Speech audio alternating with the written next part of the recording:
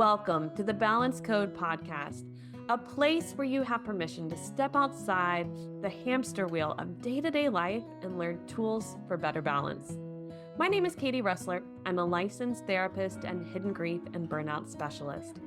I help ambitious high achievers who are ready to get off the one-way train to burnout and learn better tools to embrace life. Oh, and by the way, I'm an American living in Germany who's still learning the language, a mom of 3, and an entrepreneur. Living my balance code is what helps me keep working in incredible ways without burning out. So let's discover our balance code together. Welcome back to the podcast. I am excited to have Tamara Wamsley today, and we're going to be talking about knowing when it's time to pivot in your work and how to do that. Tamara, a lot of my clients have been talking about this feeling of just not feeling fulfilled in what they're doing and just feeling a little bit off, but they're scared to change, whether it's a feeling like they're going to fail or be seen as failing because they change, or because they're not sure what to do next and they're afraid they're not going to find that job. So I'm excited to hear your expertise on this and what you see your clients going through. Now, before we dive into that, will you take a moment and introduce yourself, share where you are, what you do exactly, and how you serve people? Thank you, Katie. I'm so excited to be here. So, I'm Tamara Wamsley, and I call myself a success strategist. But what I do is primarily working with my clients to help them to achieve their next career goal. So, really looking at where they are and where they want to be, leveraging their strengths in order to help them get there and kind of connecting those dots. Excellent. And I know you use a specific test or tool in identifying their strengths. And what is that called?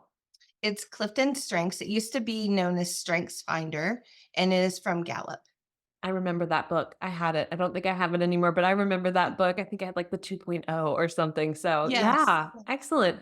Okay. What are you noticing in your clients when they start to realize it's time to pivot? Is there an uneasiness? Is there a vocabulary they're saying on repeat? What is the signs like, hey, it's probably time to start looking for different work or, different position within your work?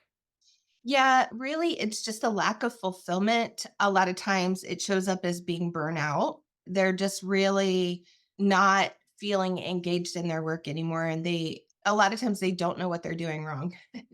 Oh gosh, so they're just kind of like big question mark, and you're like, Yeah. "It's okay. Like, Yeah. I've got this." Now, I know you have your own personal story to sort of share the experience of feeling like this. What did you go through?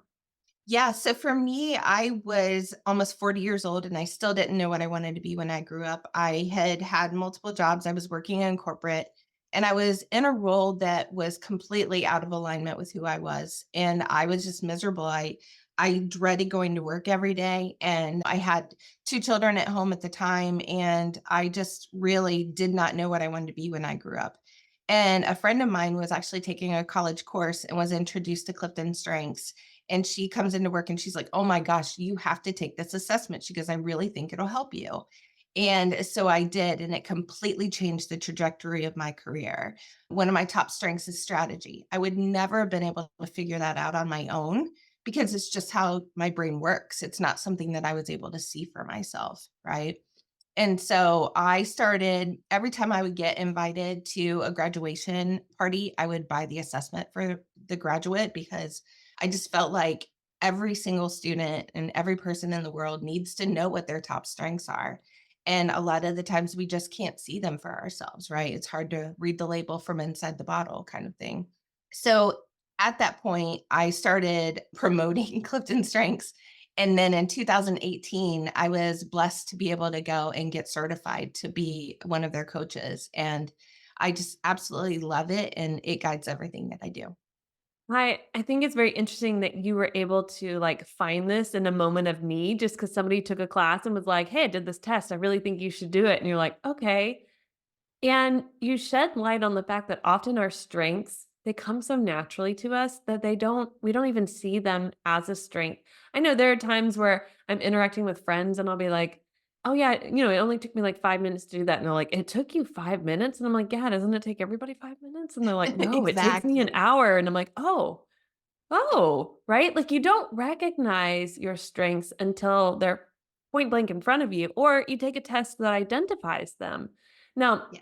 with the Clifton Strengths, what type of test are we talking? Like, how many questions is it typically involved? If somebody wanted to go and look it up and be like, oh, I need to go take this right now, give us a little more details about the test itself. The assessment is, I don't even know how many questions. It's quite a few questions. I think it's over 100 questions. It typically takes between 30 and 45 minutes. It Mm. really is pretty in depth into understanding what you are really good at and what you're naturally gifted at. What it does is it actually brings out what they call themes and not necessarily strengths. In order for them to become strengths, you have to actively work and and build those up into strengths. But it's where you're naturally gifted, if that makes sense. Yeah, definitely.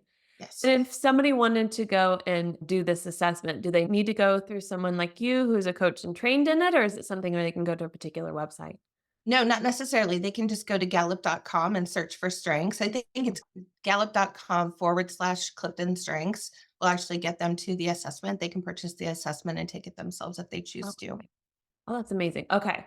So we feel like we've got a big question mark above our head. We don't feel like we're working in our strength. And maybe some of you actually took a job knowing it wasn't your strength, but it was a job, right? Like, Right. especially how the economy has been going.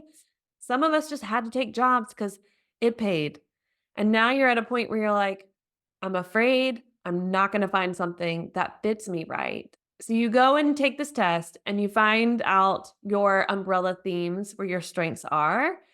And then let's go through the process of pivoting because that's uncomfortable. And like I said in the very beginning, it brings up feelings of failure, that feelings of not being enough or what's wrong with me. How do you coach people through that? Yeah, so I think unfortunately a lot of people will take the assessment and like what you said, they kind of put it on the shelf and they forget about it. And so what I do is really look at what the strengths are and help people to get to where they want to go. So kind of helping to connect those dots and come up with the ideas of, if for example they say they don't know what kind of job would be fulfilling for them, then we can kind of dig in, like where could you leverage these strengths and what kind of role would they be aligned with. Do you ever find that people come to you and they actually really do know the work they want to do, but there's just fear and around inadequacy. I'm not going to be enough. I'm not going to be able to do it, or it won't pay Absolutely. enough. Like the scarcity mindset, right? There's not enough. I won't pay enough. There's not enough jobs like that out there. Like, do you find that that happens a lot? A lot, yes, absolutely. And I feel like a lot of times they feel like, well, I really really love doing this, but I don't see how I can make money doing that. So Right. So you like it's yes. all brick wall. Like you're not even going to try. It just can't happen. Yes. How do you help them take down brick by brick and go, actually, let's explore this? Yeah. You know, it is kind of funny, and I don't necessarily have a good process for that. It's so individualized. It really depends on exactly what kind of role we're looking at and exactly what their strengths are. It really is, just that one-on-one engagement and digging in and asking questions like, "Well, why do you feel that way? Why do you think that that's not possible for you?" Yeah. So going back to the belief systems that created the wall to begin Yes. with. Yeah, Okay. and just, addressing the mindset of, well, do you know anyone else that is doing that? Because a lot of times they do, or they've seen it, which is proof that it's possible, right? Right, right. And with today's, everything being online in today's society, we're able to research so much. But Yeah. then we see those people doing those things and we think, "Oh, look how perfect they look. Look how they've got I don't have that. I'm not trained in this. I'm not trained in that." And when you look at the statistics around, people who apply for certain jobs, specifically women, we wait till it's closer to like 80% of the objectives that's requested in the job description, then we apply. Whereas men, it's like closer to 40 to 50%. And Right. right? And so it's like some of this, now we don't need to make this necessarily a gender difference, but there is a gender difference there in confidence and imposter syndrome around applying and being willing to make that pivot. How do you really build up that person's self-confidence to go, "Okay, like, here's the job, and it's exactly what you've been asking for." Yeah, I think I'm really good at challenging those beliefs. I think that if you are only applying for a job that you already have done 80% of the job in the past, how are you going to grow as a human? Yeah. You have to really step into that discomfort of not having done every single thing on the job in order to progress in your career. And the majority of the women that I work with are more ambitious and are willing to take those risks, but yeah, I see that a lot, and you are right. It is mostly women who run into that. Men are really good at being confident sometimes when they shouldn't be. So I feel like it really is a gender difference. It's very interesting. Yeah. Yeah. Well, and that I like that you point out that the women you work with tend to just be like, "Okay, I gotta do this." But you're bringing to light something I think we all need to remember is that you can't be a master of everything. Part of it is I wanna go into it to learn and to grow. That's the beauty of kinda leveling up in your work, right? The next job, the next position is a growth opportunity for a reason. You can't go into it already being the master. So I like that you shed light on that. Okay, so the client now has worked with you and says, "Okay, I know my strengths. I'm motivated. Let's do this. I'm pivoting." Let's talk about that transition from one job to another because it's not always easy. It's not Mhm. always easy to inform your place of work, "I'm leaving," and to really create a seamless transition to the new. And I find with my clients, sometimes they're so burnt out from doing what didn't light them up, what didn't bring them joy and ended up leading them to burnout, that as they transition to the new job, they kind of bring that "ugh" feeling to Mhm. place. So what are some tips and tools you can give the listeners that, okay, if you're gonna be transitioning into this new position, that is like the dream, right? The strengths and stuff, but you've gotta heal from the old. What are tips you have for people, especially maybe from your own experience? Yeah, well, I think that if so, just to give a few statistics, Gallup has surveyed over 142 countries. And looking at the results from those studies, it's something like worldwide, only 13% of employees are engaged in their jobs. 63% are not engaged, and it's like 24% are actively disengaged. So that tells you the number of people who are not doing the work that is in alignment with them. In the US, it's something like 30% are not engaged, or 30% are in the work that they should be. So we're looking at upwards of 70% of people who are not doing work that is aligned with their strengths, because they've shown that if you do work that is engaging your top 5 strengths every day, you are 3 times more likely to be report an excellent quality of life and 6 times more likely to be engaged at work. And, it's just that's how people are fulfilled in their roles, right? In their careers. Yeah. So I think that understanding that having the same top 5 strengths as someone else, the chances of that are 1 in 33 million. So I Mm. think that really focusing in on your strengths and as you're transitioning between careers, I think that is going to pull out that fulfillment in people and really helping them to get that alignment to where the joy does come out, where they are enjoying their work every day. It's not a simple flip of a switch, but I think that as you are making that transition, you just see the light bulb come on in these people, right? Like suddenly they get their spark back because they aren't dreading Monday anymore. They're not driving to work with their stomach literally aching because they know that they're going to a job that they don't want to be sitting at all day. So I think that a lot of times as we progress through that transition, it just honestly, it just kind of automatically happens as they begin to say, like, to release the job that they felt like they were stuck in, and they get excited about the new role. I just see it happen.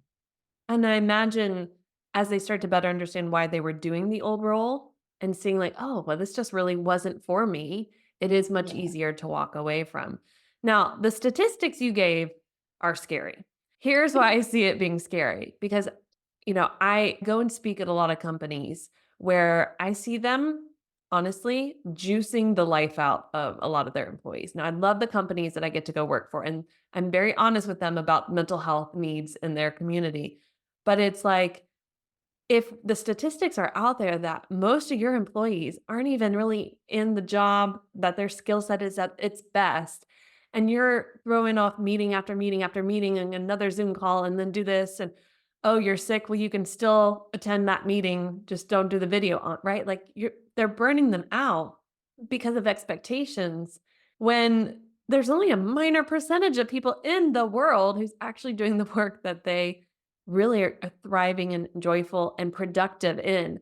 And that is scary to me because I'm just thinking like, on one hand, okay, I will always have work to do. I will always have clients, but on the other hand, I don't want it to be like that in the world. I would really love for companies to, involve the strengths finder in their, and I know some do, right? But to really Yes. bring that in and go, do we need to pivot within our work, like change jobs and roles and who's doing what so that your strengths blossom and so that then we actually do have productive employees versus, you want to get a raise, then you need to have performed to this level and you're like, I don't even love what I do. Why am I gonna perform to that level, right? Like, if I'm Yeah. gonna do the song and dance, I'm not happy, and if it's Yeah. gonna put a carrot and dangle it in front of my face, why? There's a point where we stop, like, that doesn't work for us anymore, right?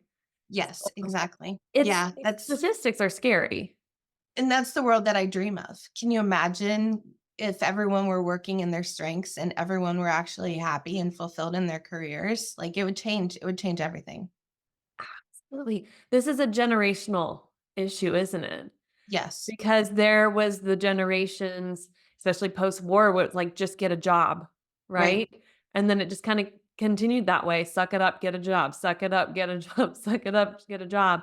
And now we Yes. have this culture of failure to launch, right? A lot of Yes. people are either not going to college or they go to college and they're not able to get a job or they're not really applying themselves in quotations, maybe their parents use those terms, and so they're in this place of no man's land, and their parents are like, "What did I do wrong?" And it's just this place of, "What are my strengths? What is my purpose? What is my why?" So that Right. I can wake up every day and be excited. Yeah, and I don't know if you're familiar with Bronnie Ware. She wrote the top 5 regrets of the dying. And she worked with people as they were literally dying and sitting on their deathbeds. And she found that the number one regret that people have at the end of their life is that they wish they'd had the courage to live a life true to themselves, not the life that others expected of them. And I think that that's where a lot of people are. I think that we stay in these roles because we feel like we should. And Mhm. that's not actually healthy for us. And I think that looking forward to going to work and doing work that really matters to you is a very, very big deal. Yeah. This is really pointing out something important when we think about pivoting. If in your mind you have the response of what will they say? I mean, no matter what age your parents are, what will my parents think? What will my friends Yes. say? I know some of you listening have left big corporate jobs and you know what this feels like, where people are like, "You're crazy. What are you doing?" Right? They're just throwing their own issues and beliefs on you. Or Yes. you want to leave and you're like, I understand I'm making a really great salary and I understand that I've got this ideal job to other people, but on paper, sure, it looks like this, but I feel blah. I feel uninspired. I feel, and you said it, don't you want to live life in a way that just is inspiring and exciting? And like you wake up and drive to work going, yes, I get to work versus I have to go to work. Yes. Yeah, I think that's very powerful. Well, before we wrap up, are there any other tips or tools and, those listeners who are going like, "Yep, yep, this is me. I need to work on this," in knowing when to pivot and how to do that? I think everyone needs to take the assessment. If you go to gallup.com, it's $20. It's not a big investment and it can completely change everything for you. Yeah, thank you. Now, if they wanted to connect with you and Yes. have you help them and support them in this, how do they find you? I'm at tamarawamsley.com. So I'm sure you can link to that in the show notes. And if someone out there is wondering, exactly what they are meant to do. I do have a free visualization that's available to help connect to that inner wisdom so that they can figure that out. Perfect. I will definitely make sure that's in the show notes. And, tools like this are so helpful. I know often people listen to podcasts and they hear about this freebie and they're like, oh, yeah, yeah, yeah. Especially a visualization tool, which is so good for the brain to be like, let me get crystal clear on what it is I want and desire and what would bring me excitement is probably one of the best tools. I love guided meditations. I love visualizations because I know the science behind how it activates the brain. So go Yeah. grab this tool from her because this is really going to support you. Thank you again for being on the podcast and sharing a little bit about your own experience and what you're finding really helps your clients with their strengths and knowing how to pivot fearlessly, basically, right? And just jump in and dive in, knowing that the joy is coming next. I really appreciate it. Thank you so much, Katie. This is great. I really enjoyed being here.